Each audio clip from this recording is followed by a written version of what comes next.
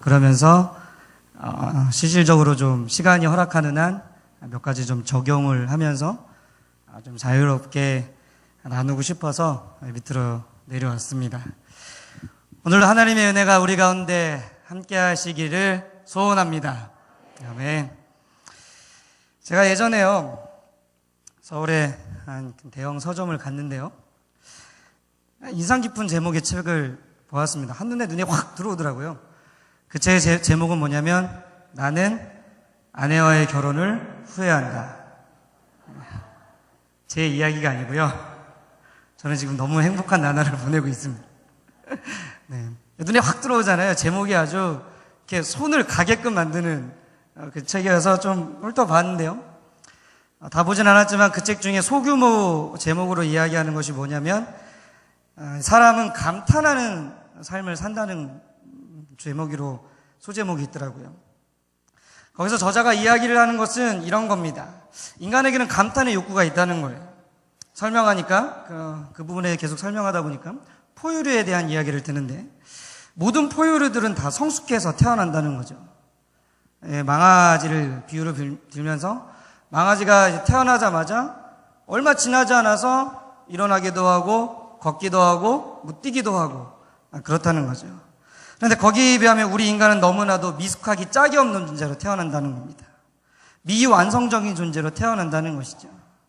그런데요, 다른 이러한 포유류들과 달리 인간만이 가지고 있는 것이 있는데, 그것이 뭐냐면, 인간은 어머니의 감탄을 먹으면서 자라난다는 것입니다. 왜요? 제가 여기 와서 보니까 굉장히 이 손자와 손녀분들을 데리고 다니신 분들은 권사님들이 자주 보게 되는데요, 다 아이들이 어릴 때 그러잖아요. 아이들이 조금만 이거 우리 아이가 얘기했다고, 아빠라고 했다고, 천재라고. 그래서 이 세상에 있는 모든 애기들은 다 지금 영재이고 천재이잖아요. 저도 어릴 때 천재 소리 많이 들었거든요. 뭐만 하면 천재라고. 그래서 하울링이 좀 많이 뜨네요. 네. 그러니까 그렇게 이 아이들은 태어나서 어머님, 부모님, 할머니, 할아버님, 사람들의 감탄을 먹고 산다는 거예요. 뭐만 하면은 우리 애기가 뭐 했다. 심지어 똥을 싸더라도, 죄송합니다, 심지어 변을 싸더라도 이 황금빛이라고, 이 대성부른 떡잎부터 알아본다고, 그거 가지고도 엄청 칭찬하지 않습니까? 인간은 그렇게 감탄을 하고 감탄을 먹으면서 이렇게 자라난다는 것이죠. 그렇게 되면 인간은 누군가의 감탄을 먹고 하면서 죽을 때까지 그렇게 삶을 보낸다고 이야기를 합니다. 그러면서 저자가 이야기하기를, 남자보다 여자가 더 오래 사는 이유가 여기 있다는 거예요. 우리 여성분들은 굉장히 감수성이 풍부하시잖아요. 그 예배 때 설교를 해봐도 알 수 있어요. 우리 특히 이제 여자분들은, 집사님들, 권사님분들은 굉장히 리액션이 좋아요. 아멘도 잘해주시고요. 이렇게 썰렁한 농담을 가끔 해도 잘 웃어주세요. 그런데 남자 집사님 분들은 굉장히 반응이 사실 없잖아요. 우리 특히 한국 분들은. 그래서 이렇게 은혜를 받고 계신 것인지, 지금 설교가 마음에 안 드셔서 째려보고 계신 것인지 이제 모를 정도로 이제 그런 분들도 이제 남자와 여자의 차이라는 거예요. 그래서 조금만 하나만 해도, 여자가 3명이 모이면 접시를 깬다고, 감성이 풍부하는 이러한 것들이 여자가 남자보다 더 오래 사는 이유 중에 하나가 거기에 있다고 이야기를 합니다. 그렇기 때문에요, 이 남자들은 이 나이를 먹을수록 감탄을 받아야 되는데 사람이 감탄을 못 받는다고 이야기를 하는 거예요. 본인 자체도 감탄이 없고, 그리고 시간이 지났으면 감탄을 받는 것도 없고, 집에 돌아가면 가정에서는 아내와 자녀들은 돈 버는 기계로만 알고, 그냥 아이들과 아내와의 대화의 시간은 단절되고, 원하든 원하지 않던 회사 일을 열심히 하시다가 밤늦게 돌아가면 다 자고 있고, 그러다 보니 감정이 메말른다는 거예요. 어딜 찾게 되냐면 룸사롱을 찾게 되죠. 그래서 여기는 가면은 자기를 너무 감탄해 주는 거예요. 왜냐면 이렇게 돈을 내고 가는 곳이니까, 얼마나, 참 제가 애들도 있기 때문에 구체적인 설명 못 드리지만 다 아시죠? 굉장히 감탄해 준다는 거예요. 떠받들어 준다는 거예요. 그래서 남성분들이 그것들을 찾는다고 이야기하죠. 교회는 어떻습니까? 교회도 영적인 룸사롱이 있다는 거예요. 그게 어디냐면 이단, 그러니까 사람들이 이단에 왜 빠지냐면요. 거기가, 또 아만이라고 하셨는데. 네. 감사합니다. 감탄해 주셔서. 네. 그러니까 이단들도 완전히 이거는 영적인 룸사롱이라는 거죠. 특히 이 신천지 같은 경우는요. 요즘에 가장 이슈되는 이단 중에 하나인데, 거기가 처음에는 이상한 데라는 거를 알고 거부하지만 너무 잘해주는 거예요. 아이도 봐주고요. 집에 청소도 해주고요. 어디 나가려면 차가 필요한데 차가 없으면 픽업 서비스까지 해주고요. 그러니까 바로 가가지고 우리랑 같이 성경 공부하자가 아니라 그 사람을 몇 달 동안 관찰을 하고 그 사람의 이 동선이 어떻게 되고 행동이 어떻게 되고 성격이 어떻게 되고 뭐가 필요한지를 다 파악해서 그거를 다 제공해 주는 거예요. 그러니까 사람이요. 넘어갈 수밖에 없는 게 뭐냐면 받은 게 있으니까.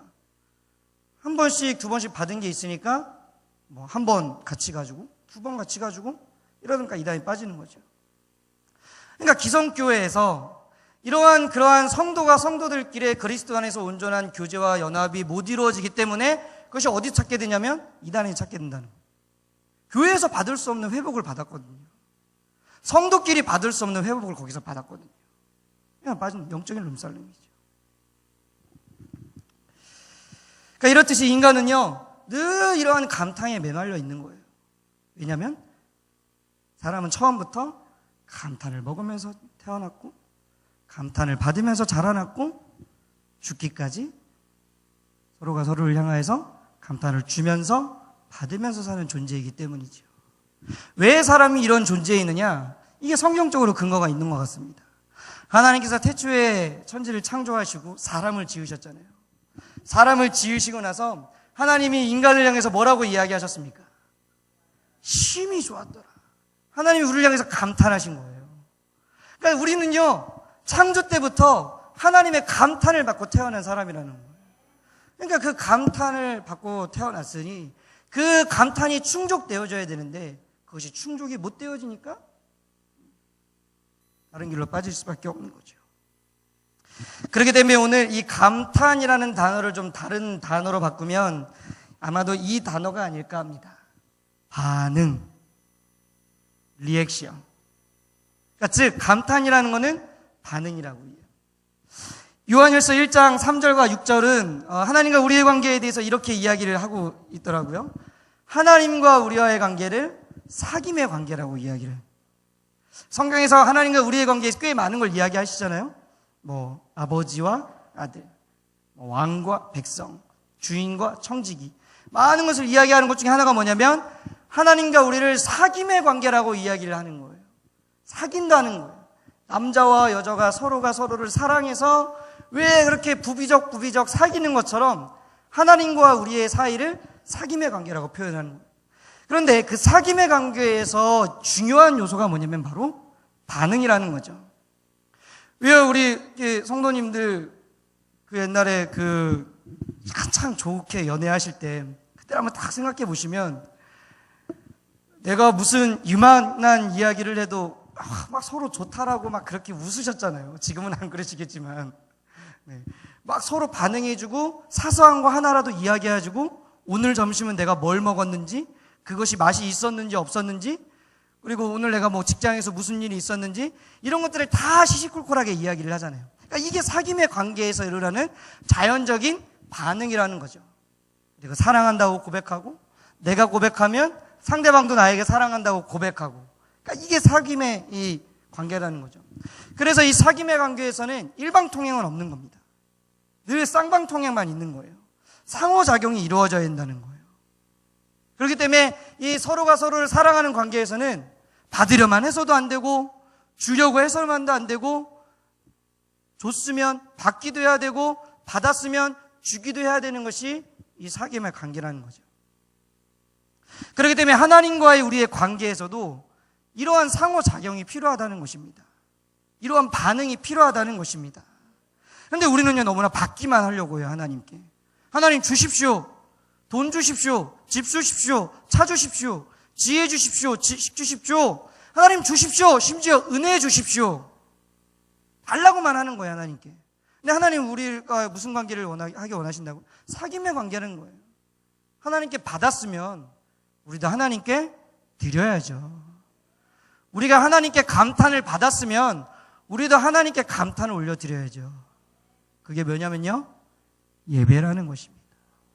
그러니까 오늘 이 자리는요, 그냥 우리가 이렇게 이 자리에 모여가지고 하나님의 은혜를 주십시오, 하나님 말씀을 주십시오만 끝나는 것이 아니라, 이 예배의 자리는요, 우리가 하나님의 말씀을 받는 자리이기도 하지만 하나님께 우리의 반응을 올려드리는 자리이기도 한다는 것입니다.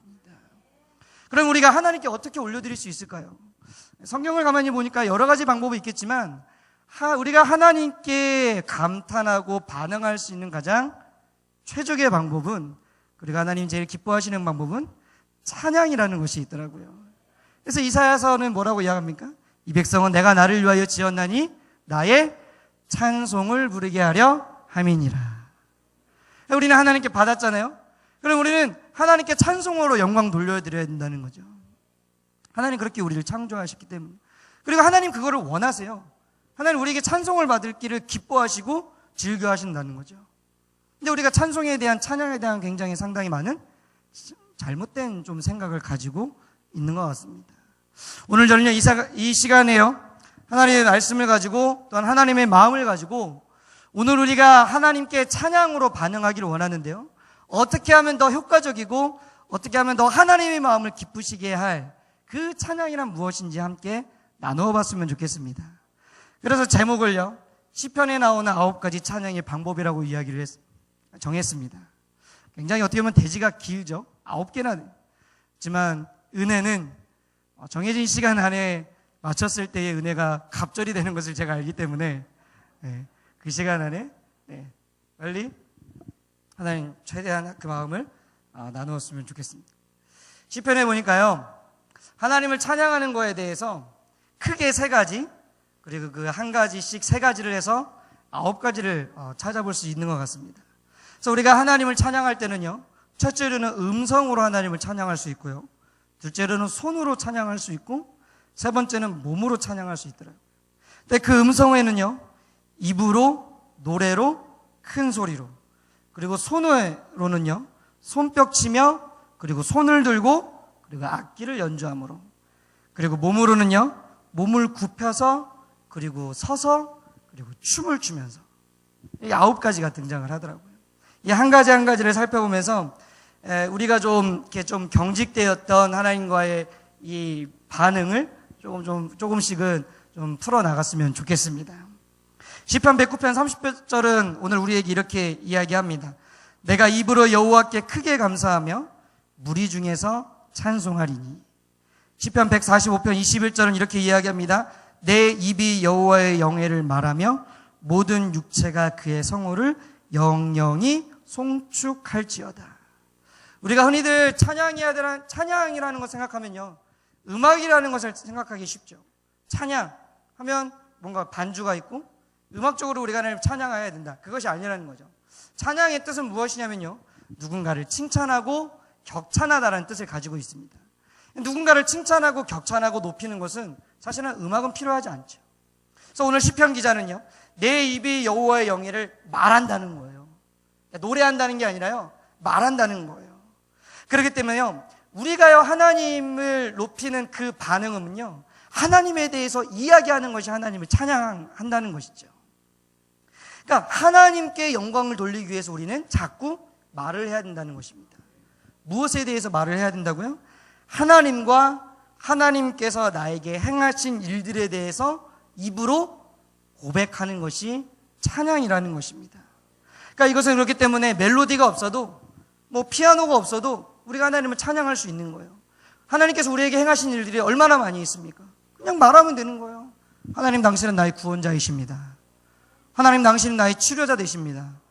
하나님, 내가 가장 깊은 그곳에 있을 때 주님은 나를 건져내 주신 사다리와 같은 분이십니다. 이런 게 하나님을 찬양하는 거예요. 근데 우리는요, 너무 내 감정이라든지 내가 받은 거에 대해서 이야기하는 거에 대해서 굉장히 인색한 경우가 있죠. 특히 한국 사람은요. 그래서 우리가 하나님과의 관계에 있어서요, 이런 것들을 이야기하는 것에 대해서 거부감이 없어야 됩니다. 자유롭게 이야기하실 수 있어야 돼요. 자, 그럼 우리 한번 적용해 볼까요? 자, 한번 마음의 준비를 해보시고. 쉽게 우리 적용한다 그러면 굉장히 이렇게 움찔부터 하시는데, 원래는 제가 2명씩 짝지어서 한번 얘기해 봅시다라고 하려고 했는데 그렇게 하면 서로가 되게 민망하실 것 같아요. 그래서 지금부터 제가 마음의 준비하시고 제가 하나 둘 셋 하면 우리 성도님께서 입으로 하나님께서 우리 성도님들에게 행하셨던 일들이 있잖아요. 그런 것들을 받은 은혜들, 받은 그런 구원의 기쁨들, 그런 것들 한번 입으로 이야기하는 거예요. 아니면 우리가 알고 있는 하나님에 대해서 있잖아요. 뭐 하나님은 창조주십니다. 하나님은 구원자십니다. 하나님은 피할 바이십니다. 이렇게 이야기를 하는 거예요. 쉽죠? 네. 표정들이 어지러우신데? 그러니까 실제적으로 적용을 한번 해보자고, 우리가. 듣지만 말고.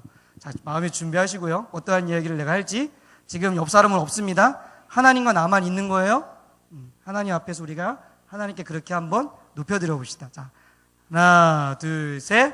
하나님은 우리의 피할 바이십니다. 그분은 우리의 목자 되십니다. 그분은 우리의 전능자 되십니다. 당신은 나의 모든 것 되십니다. 하나님은 나의 사랑이십니다. 하나님은 나의 아버지 되십니다. 하나님은 나의 친구 되십니다. 하나님은 나의 되십니다.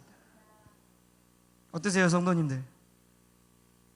생각보다 많이 할 말이 없으시죠? 네. 우리가 하나님에 대해서 깊이 우리가 알지 못하다는 거죠. 많이 경험하지 못하다는 거고, 평소에 우리가 하나님에 대해서 하나님의 그 행하신 일들의 그 경험에 대해서 많이 고백하지 못하다는 거죠. 하나님이 얼마나 갈급해 하시겠어요. 우리가 사랑하는 사람끼리 만나서 서로가 사랑을 고백을 해야 되는데, 나만 일방적으로 고백하고 그 사람은 나한테 사랑한다고 이야기해 주지 않으면 저 사람이 나를 사랑하지 않는 걸까? 나를 좋아하지 않는 걸까? 이런 생각이 들잖아요. 하나님과 우리의 관계에서도 비슷하다는 거죠. 우리가 계속 이런 식으로 좀 표현을 해줘야 되는데 표현을 안 하면 하나님이 조금은 섭섭해 하실 것 같아요. 앞으로 많이 입으로 고백하시길 바랍니다. 두 번째로는요, 하나님을 노래로 찬양한다고 이야기를 하더라고요. 시편 100편 2절은 이렇게 이야기합니다. 기쁨으로 여호와를 섬기며 노래하면서 그 앞에 나아갈지어다. 이 노래라는 단어는요, 이런 뜻을 가지고 있습니다. 가사에 곡조를 붙여 목소리로 부를 수 있게 만든 음악, 그리고 가곡, 가사, 시조 따위와 같이 운율이 있는 언어로 사상과 감정을 표현하는 것. 이게 노래라는 것이죠. 그다음에 우리가요, 그냥 사실은 어떻게 보면 지금 우리가 했던 것처럼 그냥 말로서만 하나님에 대해서 고백하고 하면 조금 어색할 수도 있어요. 그래서 하나님은 우리에게 뭘 주셨냐면 음악이라는 것을 주신 거예요. 그래서 이 가사에 멜로디를 붙여서 사용할 수 있다는 것은 어떻게 보면 굉장히 큰 하나님의 선물이라는 것이죠. 좀 민망하잖아요, 사실. 하나님과 나의 좀 1대1의 관계에 있더라도 그렇게 어떻게 말로만 하는 것은 조금은 민망할 수 있는데, 하나님 음악이라는 것을 통해서 우리가 그것을 자연스럽게 고백할 수 있도록 멜로디라는 것을 주셨다는 거죠. 그렇기 때문에 하나님께서는 우리가 아름다운 소리를 즐기고 그 소리를 통해서 풍부한 감정을 통해서 하나님을 노래하고 찬양하는 것을 하나님은 기뻐하신다는 겁니다. 그런데요, 여기서 주의할 점이 있어요. 중요한 것은 뭐냐면 멜로디가 아니라는 거죠. 왜 옛날에요, 화요 모임이라고 화요일마다 모여가지고 예배를 드리는 그 모임이 있었거든요. 지금은 딴 데서 요즘에 강남, 여의도 순복음교회 강남 선정에서 드린 적이 있었는데, 그때 이제 하나님을 예배하는 사람들이 많이 모였겠죠. 사랑하는 나의 아버지로 찬양의 문을 열더라고요. 사랑하는 나의 아버지 하면서 다들 얼마나 하나님을 갈급한 사람들이 모였으면은 얼마나 은혜가 넘쳤겠습니까? 그래서 막 전능하신 하나님 찬양하면서 막 은혜롭게, 은혜가 너무 충만했어요. 그래서 영원히 다스리네, 영원히 다스리네, 영원히 다스리네, 막 그래서 막 할렐루야 막 하나니까 영화 음악 딱 들리는 거예요. 근데 그 예배 인도자가요, 너무 지금 반응들이 좋고 너무 다들 은혜가 받으니까 여기서 끝나면 안 되겠다, 여기서 이 곡을 끝내는 것이 아니라 이 흐름을 계속 이어나가서 계속해서 나아가겠다, 이런 생각이 들었다고요. 실제 그 인도자가 이 강의를 하면서 들었던 내용입니다. 그래서 뭘 이을까, 뭐 어떻게 나갈까 하다가 스리나메 영원히 변치 않을 우리들의 사랑이. 안 웃으시는 분들은 이게 복음성가인지 아셨죠? 네. 그러니까 무슨 오류냐면 멜로디에 심취했다는 거죠. 음악에 심취했다는 거죠.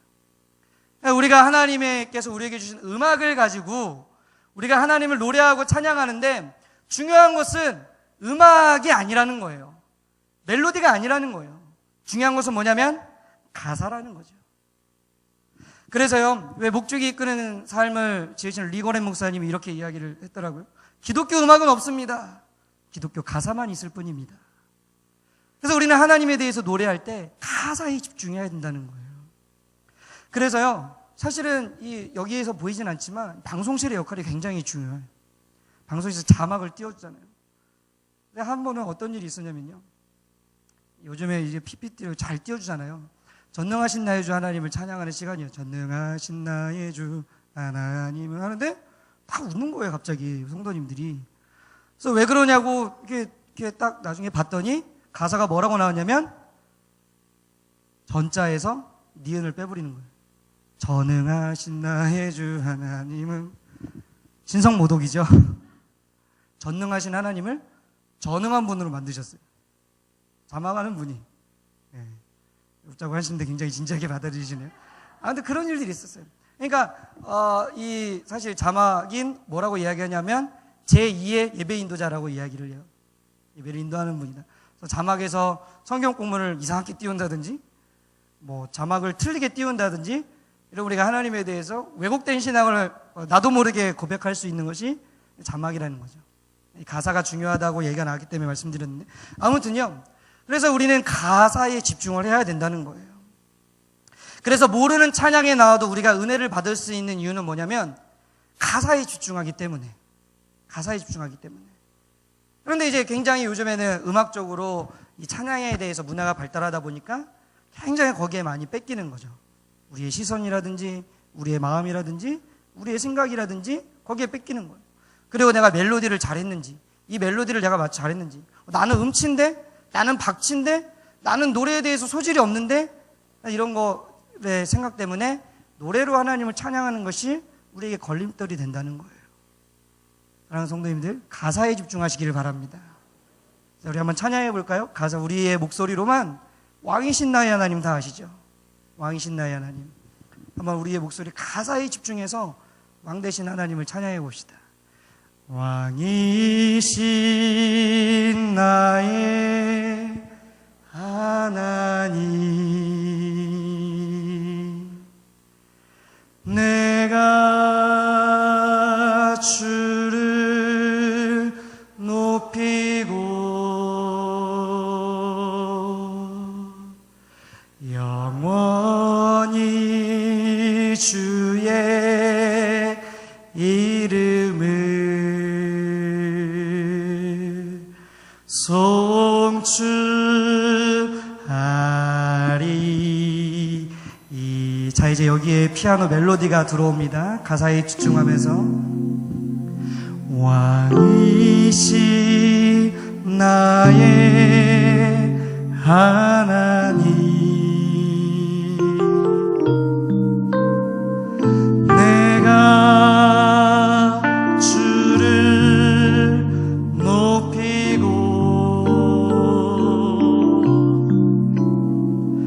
영원히 주의 이름을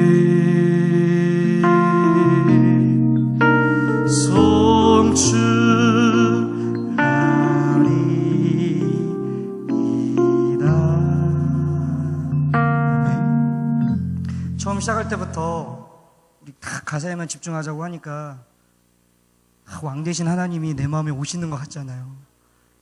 그러니까 우리가 가사에만 집중하고 내가 어떠한 멜로디가 나도 음악이 어떠하든지 간에 내가 모르는 찬양이든 간에 가사에 집중해서 은혜 받겠습니다 하면 거기서도 은혜를 받을 수가 있는. 세 번째는 무엇이냐면요, 시편 32편 11절은 이렇게 이야기합니다. 너희 의인들아 여호와를 기뻐하며 즐거워할지어다. 마음이 정직한 너희들아 다 즐거이 외칠지어다. 큰 소리로 찬양을 하라는 거죠. 잔치집이 조용한 법 있습니까? 잔치집이 조용하면요, 거긴 초상집입니다. 잔치집은요 늘 시끌벅적을 하는 거예요. 결혼식을 가보십시오. 얼마나 부산합니까? 심지어 결혼 예배가 진행됨에도 불구하고 너무나 기쁜 나머지 뒤에서는 소란소란소란 웅성웅성 거리잖아요. 그러니까 잔치집은요, 조용하면 안 돼요. 잔치집은 시끄러워야 돼요. 그거랑 똑같다는 거죠. 우리가 지금 예배 이 자리는 초상집이 아니잖아요. 예수님 그냥 죽으시지만 않으셨잖아요. 예수님 부활하셨잖아요. 그 구원의 하나님으로 말미암아 내가 기뻐하며 즐거워하리로다. 할렐루야. 이게 우리의 예배 시간이잖아요. 그래서 뭐라고 이야기합니까? 이날은 주의 날이니 기뻐하고 즐거워할지어다. 우리의 예배는 축제라는 거예요. 잔치라는 거예요. 근데 이 잔치집에 와가지고 이 울상 짓고 있고 인상 쓰고 앉아있고 시무룩하게 앉아있고 그러면 그것이 하나님과의 반응 가운데 걸림돌이 된다는 거죠. 그렇기 때문에 사랑하는 성도님이 찬양하는 가운데 외치십시오. 뭐라고요? 우리 중간중간에 외치는 부분들 있잖아요. 아까도 예수님 찬양인데 예수님 찬양, 예수님 찬양, 예수님 찬양합시다. 할렐루야. 외치십시오. 큰 소리로 부르십시오. 근데 우리는 이런 찬양에 우리 유교 문화에 젖어 있어서 굉장히 어색해요. 입을 그냥 조금씩 벌리는 것만으로도 사실은 그것이 할 도리 다 했다고 하는 것이 어떻게 보면 우리가 가질 수 있는 생각이죠. 근데 하나님 뭐라고 이야기합니까? 입을 벌려라. 그리고 소리를 내라. 그리고 그 소리가 네 귀에 들릴 정도로 크게 불러라. 보십시오. 얼마나 다릅니까? 예수님 찬양, 예수님 찬양. 이거랑 예수님 찬양, 예수님 찬양. 틀리잖아요. 그러니까 부르는 우리도요, 의도하지 않아더라도 그렇게 소극적으로 부르는 거라, 적극적으로 부르는 거라 예배에 임하는 우리의 자세가 틀려진다는 거예요. 적극적으로 큰 소리로 부르십시오. 여러분의 목소리가 이 연주 소리를 뚫고 내 귀에 들릴 수 있을 정도로 그렇게 크게 외치듯이 부르십시오. 그럼 우리가 하나님과의 관계에 반응해서 더 하나님과의 깊은 교제를 누릴 수 있을 것입니다. 네 번째는요, 손으로 중에서 시편 47편 1절은 우리에게 이렇게 기록합니다. 너희 만민들아 손바닥을 치고 즐거운 소리로 하나님께 외칠지어다. 어떻게 해요? 손뼉 치면서요. 손뼉 치면서. 근데 이 손뼉 치는 거는요, 어떻게 보면 우리가 하나님을 찬양하는 데서 가장 보편적인 방법이죠. 보편적인 방법이에요. 그런데요, 이 시편 47편의 이 1절 말씀의 배경을 보니까요, 이 배경이요, 단순한 축제의 장면이 아니더라고요.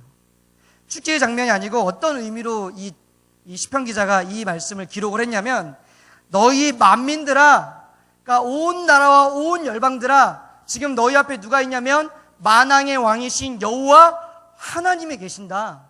만왕의 왕이 너희 앞에 계신다. 그 하나님을 찬양하라, 이런 의미예요. 그러니까 왕 대신 하나님이 지금 눈앞에 있는데 우리가 그 하나님을 찬양하는데 어떻게? 박수 치며 찬양하는데 그 박수가 어떤 박수겠습니까? 이런 박수요? 아니라는 거죠. 우리와 같은, 왜 우리 대한민국 선수가 올림픽이나 월드컵 가가지고 메달 하나만 따도 난리 나잖아요. 막 박수 힘차게 막 치잖아요. 만왕의 왕이신 하나님 우리 눈앞에 있다는 거예요. 그 하나님이 계시고 그 하나님을 찬양하는데 소극적인 박수보다 적극적인 박수를 쳐야 되겠죠. 그러니까 우리가요, 그냥 박수를 치더라도 그냥 치지 말자는 거예요. 노래가 나오니까, 음악이 나오니까 예수님 찬양, 예수님, 이게 아니라 왕 대신 하나님이 지금 내 앞에 있구나. 그 하나님을 찬양하는구나. 그 하나님께 환호하는구나. 그 하나님께 경배하는구나. 그러면 적극적인 박수가 나올 수밖에 없는 거예요. 그래서 여담이지만 성도님들 박수 손바닥 이렇게 많이 치면 건강해지신대요. 손에 혈액순환이 들어서 건강해지신다니까 찬양 시간에 더 적극적으로 박수 치시기 바랍니다. 다음에는요, 시편 134편 2절에는 이렇게 기록을 합니다. 성소를 향하여 너희의 손을 들고 여호와를 성축하라.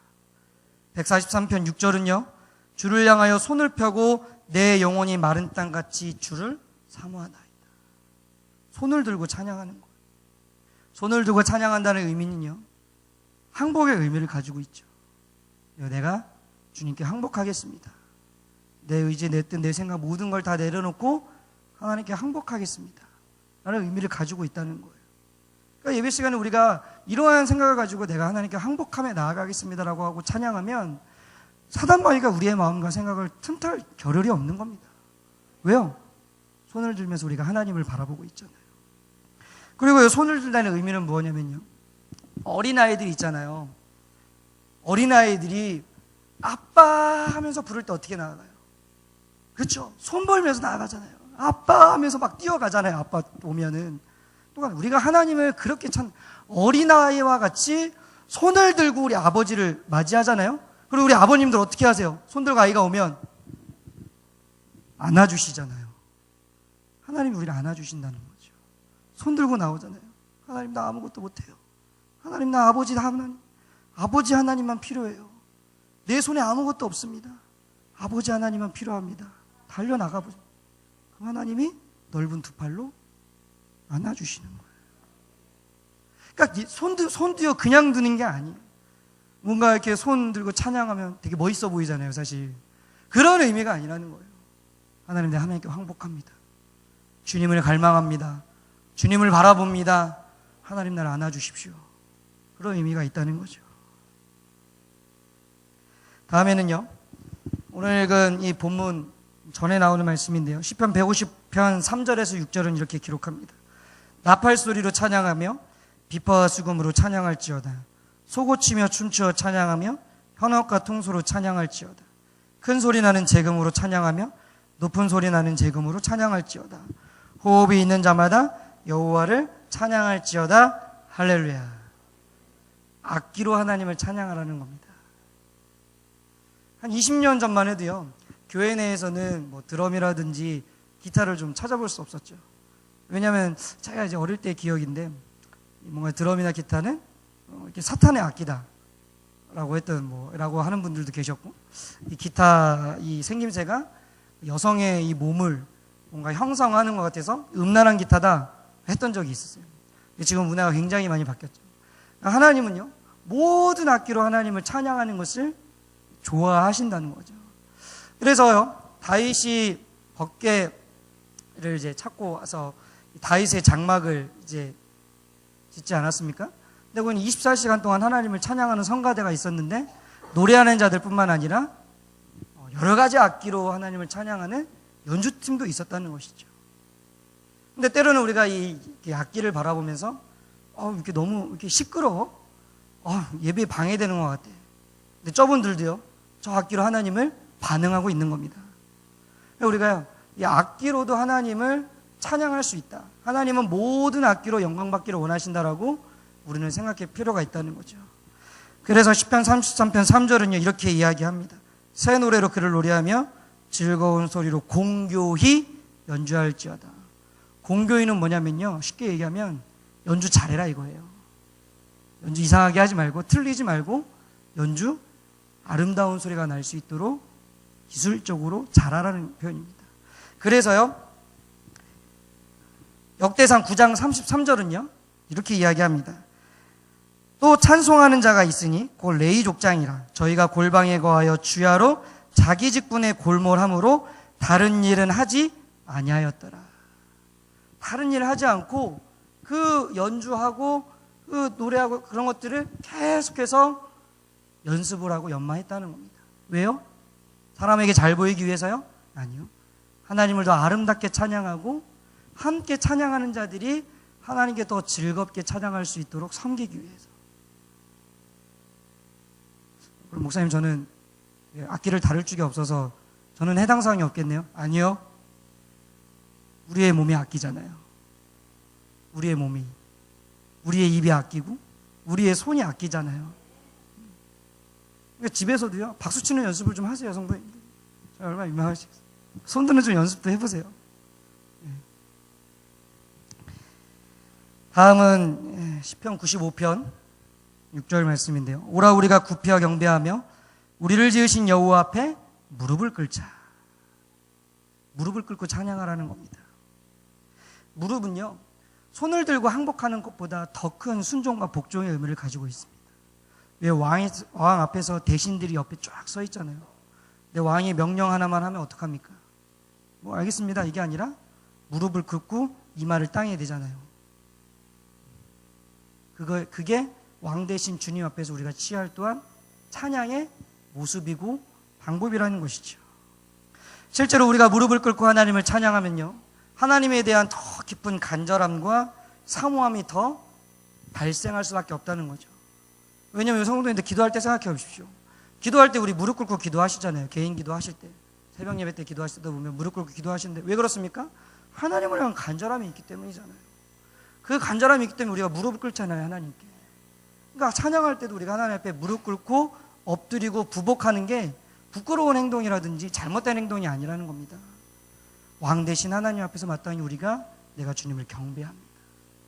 대신들이 그 앞에서 머리를 땅에 박고 그 앞에서 머리를 조아리며 왕의 명령에 순종하겠습니다라고 이야기하는 것처럼 우리도 또한 그러한 반응이 필요하다는 것이죠. 다음으로는 시편 134편 1절은 이렇게 이야기합니다. 밤에 여호와의 집에 섰는 여호와의 종들아 여호와를 송축하라. 여호와의 집 우리 하나님의 성전에 섰는 너희요. 서서 찬양하라는 겁니다. 서서. 우리에게는 앉아서 예배를 드리는 것이 굉장히 고정관념이 있어요. 예배는 앉아서 드려야 된다. 그런데요, 하나님 우리가 서서도 예배를 드리기를 원하세요. 왜냐하면 쓴다는 의미는요, 하나님을 맞이하고 마주한다는 의미거든요. 왜 우리가 그런 표현을 쓰나요? 내가 하나님 앞에 씁니다. 이게 뭡니까? 그냥 앉아있다가 일어나는 것이 아니라 쓴다는 표현은요, 하나님을 바로 앞에서 마주한다는 의미예요. 그러니까 우리가 하나님께 예배 가운데 반응을 할 때 우리가 하나님을 맞이하면서 마주하잖아요. 그리고 왜 우리보다 왜 직장생활 하시는 분들이나 뭐 조직생활 하시는 분들은 우리보다 높은 이렇게 CEO가 들어오면 자연스럽게 어떻게 돼요? 자리에서 일어나시잖아요. 그게 어떻게 보면 당연한 태도잖아요. 그러니까 왕 대신 하나님 앞에서 우리도 서서 하나님을 맞이하고 마주해야 된다는 것이죠. 그렇기 때문에 이제 우리가 좀 찬양을 할 때 우리가 박수치도 치고 뭐 소리도 지르고 손을 들려면 우리의 몸이 좀 경직되지 않으려면 좀 서서 찬양할 필요가 있다.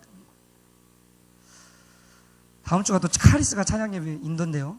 제가 굉장히 사실 좀 부담이 되긴 해요.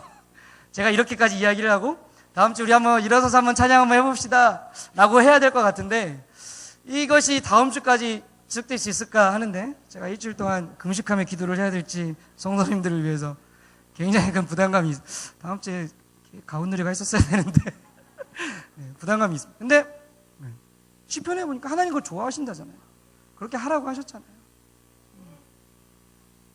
우리가 좀 함께 좀 그렇게 실습했으면 좋겠습니다. 마지막으로요, 시편 149편 3절은 이렇게 이야기합니다. 춤추며 그의 이름을 찬양하며 소고와 수금으로 그를 찬양할지어다. 어떻게 해요? 춤추며 찬양하래요. 춤추며. 시편에서 무릎 꿇고 찬양하라는 얘기는 한 번, 서서는 2번, 춤추면은 몇 번 쓰여져 있냐면 3번 쓰여져 있습니다. 그래서 그러면 횟수로 따지면 이 무릎을 꿇는 게 더 중요하겠습니까? 서서가 중요하겠습니까? 춤추는 것이 중요하겠습니까? 춤추면가 중요하다는 거죠. 근데 이 춤추는 거에 대해서 굉장히 우리 사실 좀 부담감이 있잖아요. 근데 이 춤추는 거에 대해서 우리가 좀 낮게 평가하거나 굉장히 이것을 멸시하면 안 됩니다. 여러분, 다윗이 하나님 앞에서 춤췄을 때에 그 멸시했던 미가를 기억하십시오. 잊지 마십시오. 하나님 앞에서 그 법궤가 돌아왔을 때 춤을 추는 것을 보고 멸시하지 않았습니까? 쟤 왜 저래? 저 사람은 왜 저래? 너 결국엔 어떻게 됐습니까? 하나님께 벌을 받잖아요. 그러니까 우리가 하나님 앞에서 어린아이처럼 춤추는 거에 대해서 우리가 조금 힘들겠지만 혹시나 다른 분들이 그렇게 춤춘다고 해서 그거에 대해서 저 사람 왜 저래? 이러면 안 된다는 거예요. 그러니까 이게 춤추는 것뿐만 아니라 모든 거, 하나님을 적극적으로 반응하는 거, 박수도 크게 하고 뭐 손을 들고 갑자기 일었어 하고 갑자기 옆에 있는 사람이 없어졌어. 보니까 무릎 꿇고 땅에 지금 엎드려 있고. 그러니까 이런 행위에 대해서 이상한 눈으로 보면 안 된다는 거예요. 내가 못한다고 해서 다른 사람이 하나님 앞에 적극적으로 반응하는 거에 대해서 이상한 눈으로 보면 안 된다는 거죠.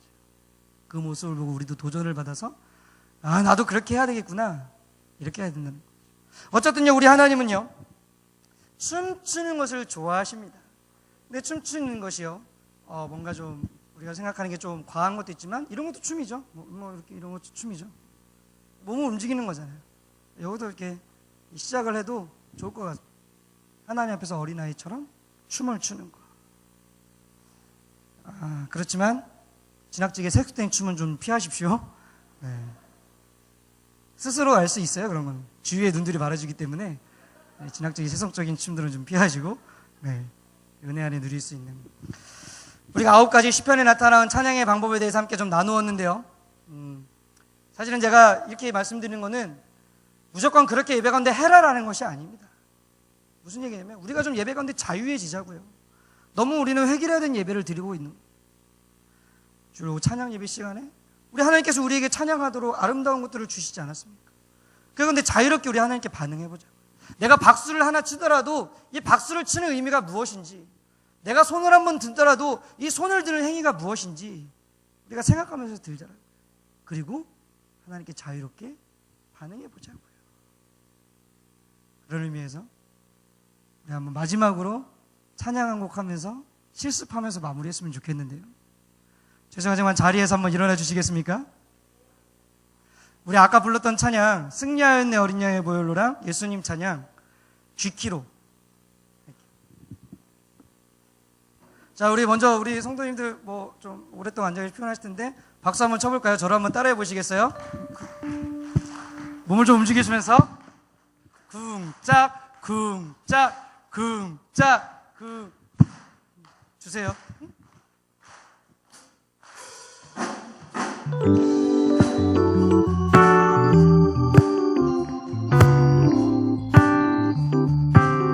승리하였네 승리하였네 어린 양의 큰 목소리로 우리 보혈의 능력으로서 내 소리가 내 귀에 들리게 승리하였네 어린 양의 보혈로 주 내게 승리 주셔. 다시 한번 승리하였네 어색해하지 마세요.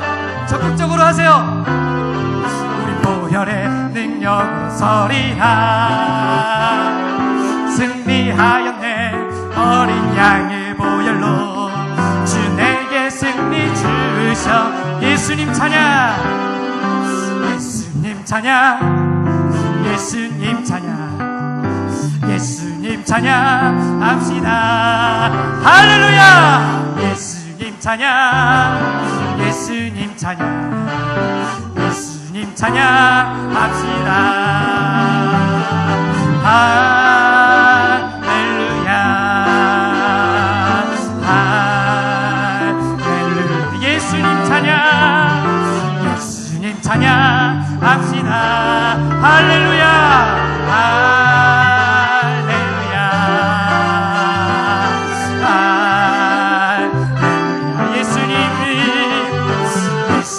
찬양. 다시 한번 예수님 찬양 예수님 찬양 예수님 찬양 예수 더 큰 목소리로 예수님 찬양 합시다.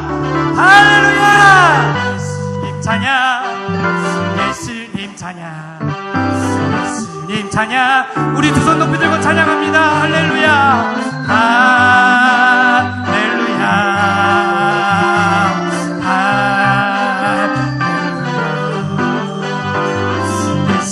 찬양 합시다. 할렐루야 할렐루야 할렐루야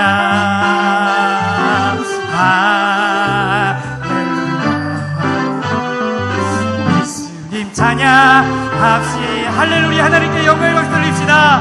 할렐루야 할렐루야. 우리 더 큰 박수 소리로 우리 더 큰 함성으로 할렐루야 할렐루야.